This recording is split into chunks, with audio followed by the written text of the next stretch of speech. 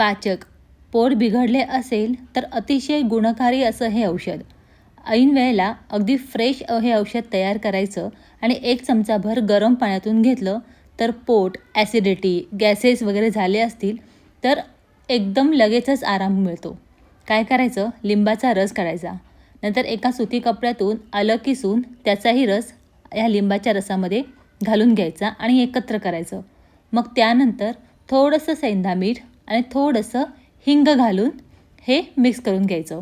1 चमचाभर गरम पाण्यातून घेतल्यास पोटाला एकदम छान असा आराम मिळतो. ह्याची टेस्ट इतकी अप्रतिम असते की हे नुसतंच खायलासुद्धा खूप जास्त चटपटीत लागतं. एकदा नक्की करून बघा. हा उपाय हा आत्ताचा नाही तर हा फार पूर्वीपासून चालत आलेला आहे.